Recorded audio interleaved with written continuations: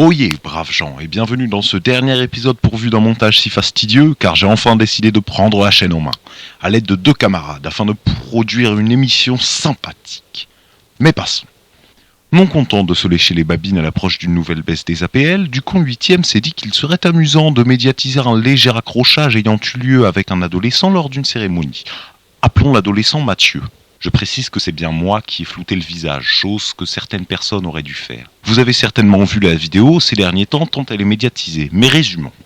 Ducon 8ème était en train de savourer le contact de mimines plus prépubères que les siennes, déjà un record, quand une douce mélopée se fit entendre. Ça va? C'est bien. Jusque-là, Ducon fait mine de rien, quand Mathieu fait la plus grande erreur de sa courte vie, tutoyer Ducon. S'ensuit un sermon à rallonge face auquel Mathieu n'ose rétorquer, chose peu étonnante. Imaginez-vous, à 14 ans, en face du président de la République qui vous engueule. Oui, pour dire ça comme ça. Ça a de quoi intimider le plus révolté des collégiens. Voilà, tu es là, dans une cérémonie officielle, tu te comportes comme il faut. Donc tu peux faire l'imbécile, mais aujourd'hui c'est la Marseillaise et le chant des partisans. Tu m'appelles monsieur le président de la République ou monsieur. D'accord? Voilà, c'est bien. Et tu fais les choses dans le bon ordre. Si le jour où tu veux faire la révolution, tu apprends d'abord à avoir un diplôme et à te nourrir toi-même. D'accord? Et à ce moment-là, tu iras donner le son. Ensuite, Ducon fait mine de s'en aller, répond à la question d'un autre élève, lui pose une question quand Mathieu revient à la charge.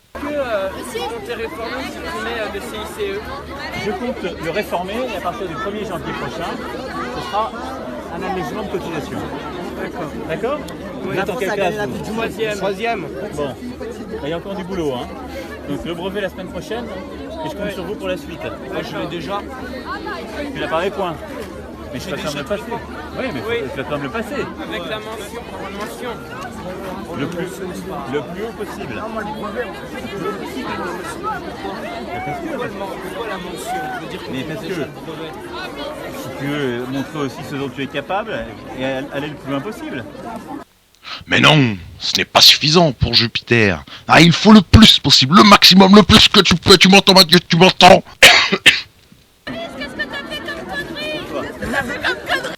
Allez, Mathieu, et si tu t'y prends bien, dans 2 ans, tu déglingues ta prof de français.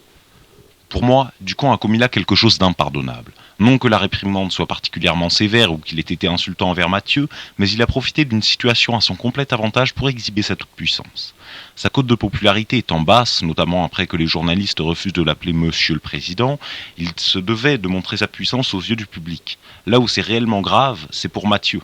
Ses provocations étaient certes maladroites, et il n'a pas pu rétorquer, mais jamais aucune télévision n'a flouté son visage. Aussi, il a subi une énorme humiliation sous les yeux de plusieurs millions de téléspectateurs.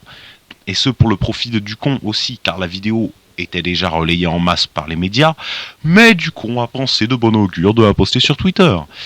Mathieu témoignera plus tard que cette expérience fut extrêmement dure, ce qui est normal. En réponse à cette attaque, je souhaite lui exprimer mon plus grand soutien. Un jour viendra où la hiérarchie n'existera plus et où nous n'aurons plus à souffrir de la prétendue supériorité de la bourgeoisie. Sur ce, je vous quitte. Et n'oubliez pas, si vous croisez Ducon, de lui demander à quel point il est fier de lui. Tu m'appelles monsieur le président de la République ou monsieur? D'accord? Voilà, c'est bien. Et tu fais les choses dans le